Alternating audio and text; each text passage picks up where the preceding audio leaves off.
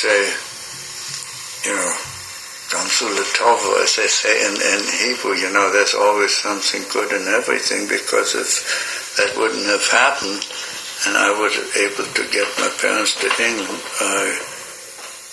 we may not have survived. So, do you remember the trip to England? Oh yes, well by now I was 16, certainly I know my trip I remember Kristallnacht, I remember everything since, not everything, but many things since, and I remember the Channel crossing. Yes, there was a little fellow in my bunk behind me who was violently seasick, and I remember coming to England and being in this big summer camp that was opened up. It was December, 1st of December when I arrived in England. So they opened up the summer camp so they had facility to house all these kids. Oh yes, it was very impressive. And they were first children's transport, so there was novelty even for the English people there, and they came up from London and they looked us over, and people would be adopted into families and things like that. And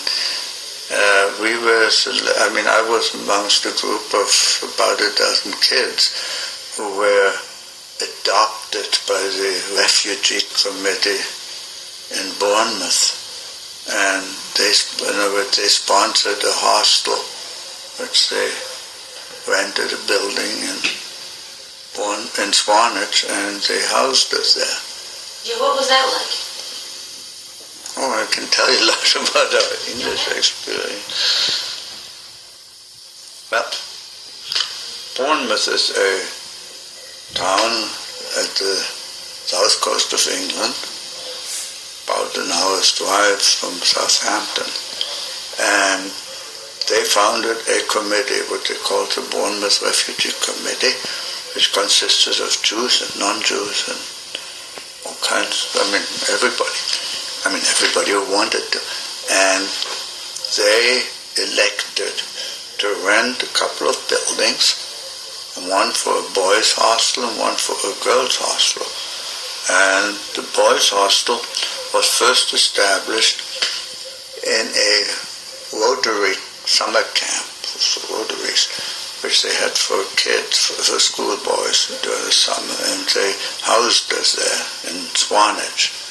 It was a very, very cold winter, and the camp, the dormitories didn't have windows, and the pipes froze up, and so it was unsuitable for us to stay there, and they had to close it up. And at that time it was almost Christmas, so things come to a standstill, and so they found a number of families who would take the kids up for a couple of weeks until they could regroup. And I personally was housed at a family by the name of Haws, Haws, and he ran a haberdashery store. There was only one Jewish person in Swanage. And then later on, I moved into the house of a philanthropist, a fellow who was rather wealthy at the time, by the name of Roger Brown, who elected to house 7 boys temporarily, and in Swanage. And all this time, the refugee committee tried to equip a different hostel in Bournemouth. I later on, when that was established, moved to Bournemouth. While I was in Swanage, I worked in a garage, pumping gas, and when I worked for free, of course, because you didn't have work permits. And the only trade you could engage in for money without a work permit was a hotel trade. So then, after the hostel moved, I started looking for work, and I worked in the hotel trade in England. Why were you pumping the gas? Were you just helping out the gas owner? We had to do something, No, it's just to get us to get out of the house and to learn a little English. May not have been the best of English, but that's what two of us were taken in by this garage, and so we helped them to overhaul engines and pump gas and stuff like that, and make tea for the people. And how was your English? Had you studied English before at all? Well, first of all, I'm a very, very poor language student. I'm an engineer, so I'm very much better equipped to handle math and physics and things of that sciences. I'm still a very poor language student, but so yes, there were attempts made to teach me English, and it was a very difficult thing. And I mean, it wasn't until I was in an English-speaking environment that I really learned to communicate in English. And when I started, and after that I started reading English books, and so I became pretty proficient. I mean, I never lost my accent, but I don't have it when I write. So. Yeah.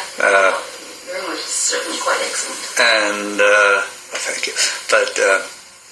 So I worked no adultery, but I think in all modesty, I must say that my greatest satisfaction of my stay in England was that I was able to arrange for my parents and my brother to join me in England, because if I wouldn't have been successful with that,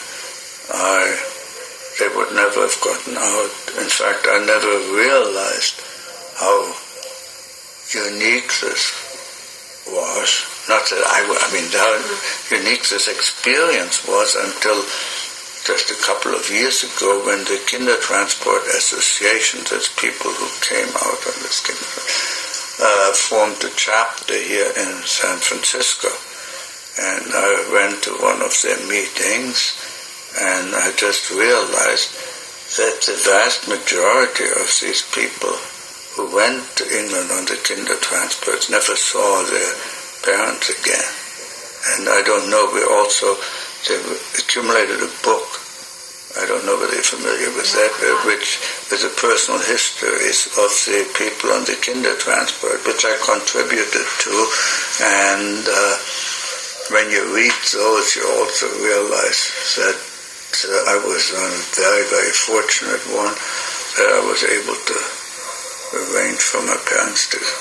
Were you worried when you left Berlin? Were you worried that you might not see? Oh yes, definitely. That was foremost on my mind. That now that I'm safe, my main task. Besides that, I also didn't know how dangerous it would.